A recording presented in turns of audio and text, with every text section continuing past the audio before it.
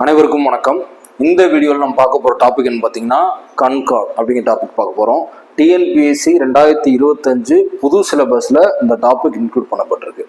கண்கார்ட் அப்படிங்கிறது என்ன அப்படின்னா சப்ஜெக்ட் வெர்ப் அக்ரிமெண்ட். அதுதான் அதோட கரெக்டான டெஃபினேஷன் புக்கில் இருக்குது. ஓகேங்களா? ஸோ சப்ஜெக்ட் வெர்ப் அக்ரிமெண்ட் அப்படின்னா என்ன அப்படின்னா சப்ஜெக்ட் இருக்குது, வெர்ப் இருக்குது, இந்த ரெண்டுக்கும் ஒரு அக்ரிமெண்ட் இருக்குது. என்னன்னா எப்படி இருந்தால் எப்படி வரணும், சப்ஜெக்ட் என்ன அமைப்புல இருந்தா அதுக்கு தகுந்தாப்புல வெர்ப் எப்படி வரணும் அப்படின்ட்டு ஒரு அக்ரிமெண்ட் இருக்கு. அதான் சப்ஜெக்ட் வெர்ப் அக்ரிமெண்ட். சப்ஜெக்ட் இந்த அமைப்புல இருந்தா வெர்ப் இப்படிதான் இருக்கும், சப்ஜெக்ட் வேற மாதிரி இருந்தா வெர்புக்கு தகுந்தாப்புல மாறி இருக்கணும். ஸோ சப்ஜெக்டை டிபெண்ட் பண்ணி வெர்போட அமைப்பு இருக்கணும். அதுதான் சப்ஜெக்ட் வெர்ப் அக்ரிமெண்ட்ங்கிறது. இது ரொம்ப இம்பார்ட்டன்ட் டாபிக். இது கொஞ்சம் டஃப்பான டாபிக்கும் கூட. ஏன் அப்படின்னா நிறைய சின்ன சின்ன நுணுக்கங்கள் இந்த இடத்துல கொடுத்துருப்பாங்க. ஃபர்ஸ்ட் பார்த்தீங்கன்னா ஓவராலா ஒரு விஷயத்த நான் சொல்லிடுறேன். ஃபர்ஸ்ட் வெர்பு ஃபார்ம்னா என்ன, மெயின் வெர்ப்னா என்ன அப்படிங்கிறத சொல்லிடுறேன். இங்க பாத்தீங்கன்னா தெரியும், வெர்பு ஃபார்ம் அப்படிங்கிறது இது எல்லாமே ஒரு டென்ஸை குறிக்கிற வெர்ப். தெரியுதா? இது எல்லாமே ரூட் வெர்ப் கிடையாது, எதுவுமே மெயின் வெர்ப் கிடையாது. ரூட் வெர்ப்னா டேரக்டா நம்ம செய்யறது, சிங்கிங், டான்சிங் அப்படிங்கிறதா டேரக்டா செயல்ல இருக்க வெர்ப். இது எல்லாமே ஸ்டேட், அதாவது ஒரு நிலையை காட்டுற வெர்ப்ஸ். இப்ப இஸ்னா என்ன, வாஸ்னா என்ன, ஹேஸ்னா என்ன, ஹேவ்னா என்ன, வேர்னா என்ன, இதை வச்சு நம்ம டென்ஸை கண்டுபிடிக்கலாம் இல்லையா? இதுதான் என்னன்னா வெர்பு ஃபார்ம் அப்படிங்கிறது. ஆனா இது எல்லாமே மெயின் வெர்ப் கிடையாது, ரூட் வெர்ப் கிடையாது. ஓகேவா? ஸோ இந்த ஏரியாவில் இது ஏன் நான் எழுதியிருக்கேன்னா இது தெளிவாக புரிஞ்சாதான் இங்கே நம்ம அப்ளிகபிள் பண்ணும்போது ஈஸியாக இருக்கும். ஓகேங்களா? ஃபர்ஸ்ட் இஸ், ஆறு, வாசு, வேறு, ஹேஸ், ஹேவ், டூ, டஸ் அதெல்லாம் இருக்கட்டும். ஓகேவா? ஸோ இங்கே இஸ்ங்கிறது தெளிவா இதுக்கு முன்னாடி தெரியலனாலும் பரவாயில்ல, இப்போ மனப்பாடம் பண்ணிக்கங்க. இஸ்ங்கிறது சிங்குலருக்கு வர்றது. ஓகேவா? ஆறுங்கிறது ப்ளூரலுக்கு வர்றது ப்ரெசன்ட் டென்ஸ்ல. ஓகேவா? ஸோ அதே மாதிரி வாசுங்கிறது பாஸ்ட்ல சிங்குலருக்கு வர்றது, வேறுங்கிறது ப்ளூரலுக்கு வர்றது. அதே மாதிரி ஹேஸுங்கிறது சிங்குலருக்கு வர்றது, ஹேவுங்கிறது ப்ளூரலுக்கு வர்றது. ஓகேவா? அதனாலதான் இதை தனியாக எழுதிருக்கேன். ஸோ இஸ், வாஸ், ஹேஸ் எல்லாமே சிங்குலர், ஆர், வேர், ஹேவ் எல்லாமே ப்ளூரல். இது முன்னாடி இருக்க சப்ஜெக்டை பொறுத்து மாறும். சப்ஜெக்டை பொறுத்து தான், சப்ஜெக்ட் சிங்குலரா இருக்கா ப்ளூரலா இருக்கா அப்படிங்கிறத பொறுத்து தான் நம்ம என்ன செய்ய முடியும், அதுக்கு தகுந்தாப்புல வெர்பு ஃபார்மே எழுத முடியும். ஓகேவா? ஸோ அதனால ரொம்ப தெளிவாக இருக்கேன். இங்க மெயின் வெர்ப் அப்படின்னா டேட்டா நான் சொன்ன மாதிரி ஏற்கனவே நம்மளா செயல்ல செய்யறது. ஆனா இங்க ஒரு பெரிய சின்ன ஒரு புரிதல் என்ன வேணும் அப்படின்னா, பிரியா பிளேஸ் ஃபுட்பால் அப்படின்னு வச்சுக்கோங்களேன். பிரியாங்கிறது சிங்குலரா ப்ளூரலா? பொதுப்படையில இன்னும் பாக்குறோம், சிங்குலரா ப்ளூரலா? சிங்குலர். இங்க பிளேஸ் அப்படின்னு எஸ் சேர்ந்திருக்கா? நம்ம சிங்குலர் ப்ளூரல்னு ஒரு டாபிக் படிச்சிருப்போம். அதுல எஸ் சேர்ந்தாலே ப்ளூரல். நம்ம எல்லாருமே என்ன நினைச்சிட்டு இருப்போம், எஸ் சேர்ந்தாலே ப்ளூரல் தான் அப்படின்னு நினைச்சிட்டு இருப்போம்.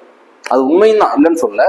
பட் இந்த இடத்துல விதிவிலக்கு என்னன்னா, பிரியா பிளேஸ், அதாவது மெயின் வெர்பை பொறுத்த வரைக்கும் எஸ் சேர்ந்து இருந்தாதான் அது சிங்குலர், எஸ் சேரலன்னா தான் அது ப்ளூரல். ஓகேவா? இதுல ரொம்ப தெளிவா இருக்கு. ஓகேவா? மெயின் வெர்பை பொறுத்த வரைக்கும் இப்ப சிங்குலர் இருக்கு, அப்ப இங்க ஏன் எஸ் சேர்ந்துருக்குன்னு உங்களுக்கு டவுட் வரும். ஆனா இங்க சிங்குலர் இருக்கும்போது அது மெயின் வெர்பா இருக்கும் பட்சத்துல அதுல எஸ் சேர்ந்து இருந்தாதான் அது சிங்குலர். இது சிங்குலர் மீனிங் தான் குறிக்கும் பிளேஸ் அப்படிங்கிறது. இது பிளே அப்படிங்கிறது ப்ளூரல் மீனிங் தான் குறிக்கும். இங்க தேங்கிறது நிறைய பேர்த்த குறிக்குது, தே பிளே ஃபுட்பால் அப்படின்னு சொல்லலாம். சோ நிறைய பேர்த்த குறிக்குது, அப்ப இது ப்ளூரல். தேங்கிறது ப்ளூரல், அதனால பிளேங்கிறதும் ப்ளூரல் தான். ஸோ இங்க எஸ் சேராம இருந்தாதான் இது ப்ளூரல் மெயின் வெர்பை பொறுத்த வரைக்கும்.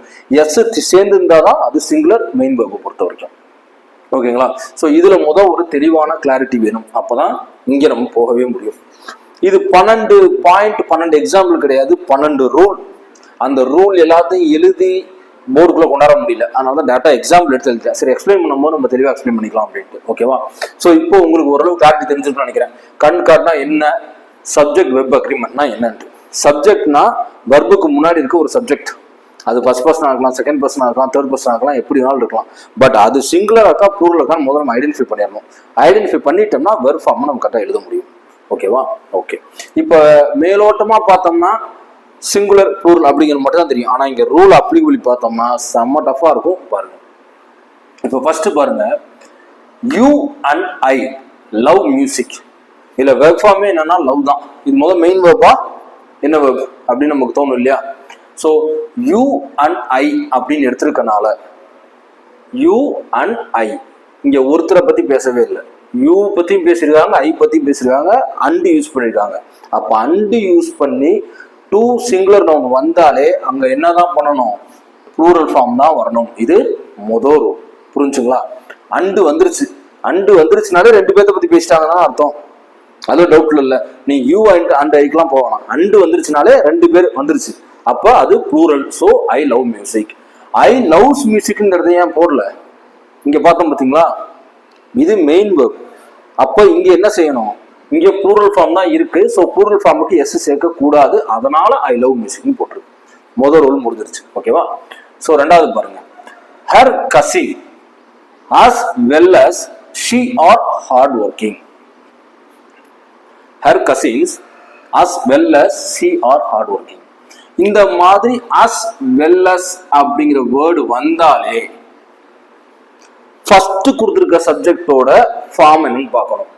அது ப்ளூரல் இருந்துச்சுன்னா நீங்களும் டைரக்டா ப்ளூரல்ல போட்டுறணும். புரிஞ்சுங்களா? அப்ப as well as வந்துச்சுன்னா என்ன பண்ணணும்? ரெண்டு சப்ஜெக்டை பார்க்கணும். அதுல முதல் சப்ஜெக்ட் சிங்குலர்ல இருக்கா ப்ளூரல் இருக்கான்னு பார்க்கணும். முதல் சப்ஜெக்ட் என்ன? ஹர் கசின்ஸ் இருக்கு, ப்ளூரல் இருக்கு, அதனால ப்ளூரல் ஃபார்ம் ஆர் எடுத்திருக்கோம். புரிஞ்சுங்களா? இது செகண்ட் ரூல். மூணாவது, each of them is lovable. Each of தெம்னா என்னன்னா ஒருத்தர், அவங்கள ஒருத்தரும். அப்போ ஒருத்தரை பத்தி தான் பேசியிருக்காங்க. சரி, நீங்க அந்த அளவுக்கு பேட்டரி எவ்வளவு போக வேணாம். எய்தர், ஈச், அதுக்கப்புறம் ஈச் ஆஃப் ஒன், இந்த மாதிரி ஈச்சுங்கிற வேர்டு வந்தாலே அது என்னதான்? சிங்குலர் வெர்பை தான் குறிக்கும். சிங்குலர் வெர்பு தான் வரும் ரூல் படி. ஓகேவா? நீங்க இப்படி ஞாபகம் வச்சுட்டாலும் சரி, இல்ல இங்கிலீஷை புரிஞ்சு அண்டர்ஸ்டாண்ட் பண்ணி ஞாபகம் வச்சுட்டாலும். ஈச் ஆஃப் தெம்னா என்னன்னா, தெம் அப்படிங்கிறது நிறைய பேர் அவங்க இருக்காங்க, அவங்கள ஒருத்தரும். அப்ப இங்க ஒருத்தரை பத்தி தான் பேசுறாங்க. அதோட மெயின் அப்ஜெக்டிவ் என்ன? ஒருத்தரை பத்தி பேசுறாங்க. அதனால சிங்குலர், அதனால இஸ் இருக்கு. இல்ல அப்படி ஞாபகம் வச்சுக்க முடியலன்னா கூட ஈச் அப்படின்னு ஆரம்பிச்சாலே சிங்குலர் தான். ஓகேவா? அதை நான் வச்சு. ஸோ இங்க பாருங்க, my sister and friend has come. My sister and friend has come. நம்ம ரூல் படி இங்க ஹேஸ் இருக்கா? ஹேஸ்ங்கிறது எதுக்கு வரும்னு சொன்னேன்? சிங்குலருக்கு வரும்னு சொன்னேன். இங்க மை சிஸ்டர் அண்ட் ஃப்ரெண்ட் சேர்த்திருக்காங்க. ஆனா இதுல மறைமுகமா என்ன இருக்கு அப்படின்னா மை தான். மை சிஸ்டர் அண்ட் ஃப்ரெண்ட், என்னுடைய தங்கச்சியோ அல்ல அக்காவோ, என்னுடைய தங்கச்சி என்னுடைய ஃப்ரெண்ட் அப்படிங்கிற மீனிங் தானே வருது.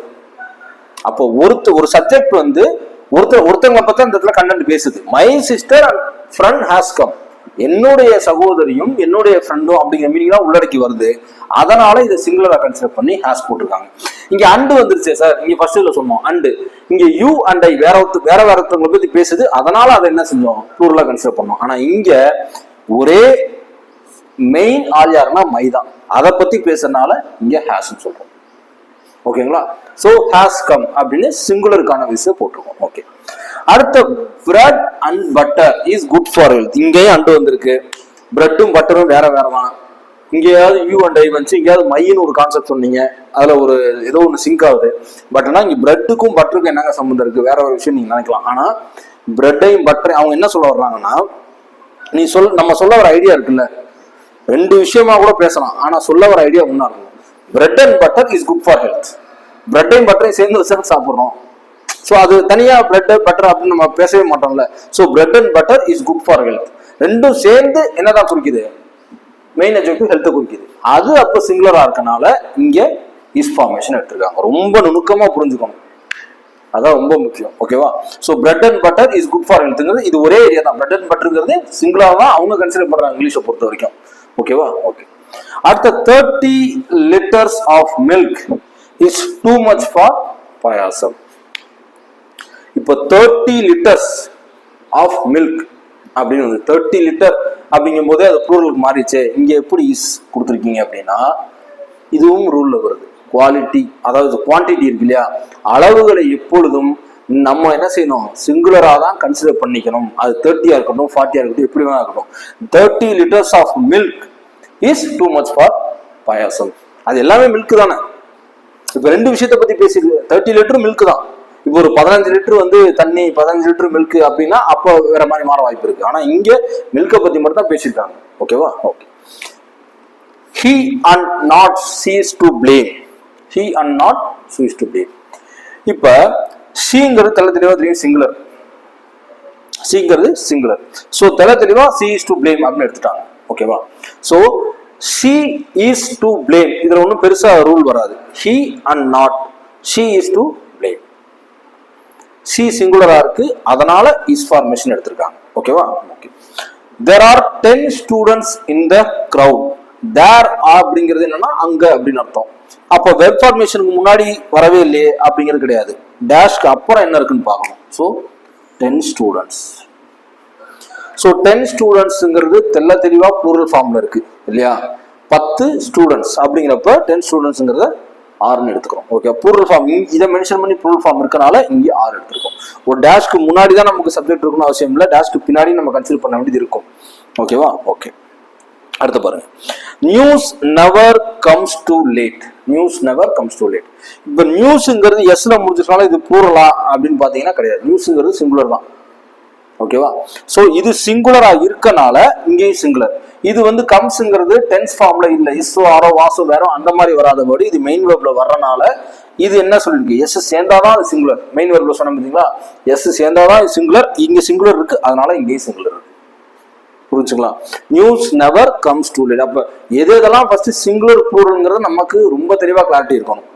ஓகேவா? Aesop's fables is a famous book. புக்கை பத்தி பேசினா கண்டிப்பா அது என்னதான் சிங்குலரா தான் நம்ம கன்சிடர் பண்ணணும். இதுவும் ரூல். ஓகேவா? So the whole class is attentive. இதுல whole class is attentive. Whole கிளாஸ்ங்கிறது என்னன்னா, ஹோல் கிளாஸ் ஸ்டூடெண்ட்ஸை பத்தி அவங்க பேசல. ஹோல் கிளாஸ் அப்படிங்கிறது அது ஒரு கிளாஸ் தானே. சோ அப்ப இது சிங்குலரா கன்சிடர் பண்ணி இஸ் அட்டென்டிவ்னு கொடுத்துருக்காங்க. ஓகேவா? அடுத்து it is I who is to write. It is I who is to write. ஏற்கனவே சொன்ன மாதிரி டேஷ்க்கு அப்புறமும் சிங்குலர் இருக்கலாம் இல்லையா? ஸோ ஐங்கிறது singular, who is to write ஹூங்கிறது திருப்பி சிங்குலர் தான் குறிக்குது, அதனால இஸ் போட்டிருக்காங்க. ஓகேவா? ஸோ இது எல்லாமே பார்த்தீங்கன்னா 12 ரூல். இதை நல்லா நம்ம என்ன சொல்றது நாலேஜபிளா வரணும் அப்படின்னா நிறைய டெஸ்ட் போட்டு பார்க்கணும், நிறைய எக்ஸசைஸ் போட்டு பார்க்கணும். ஓகேவா? இது எல்லாமே ரூல் படி சொன்னோம் அப்படின்னா எப்படி தெரியுமா அதை சொல்லலாம், ரெண்டு சப்ஜெக்ட் சேர்ந்து வரும்போது அண்டோட சேர்ந்து வரும்போது சிங்குலர் வெர்பா எடுத்துக்கணும்.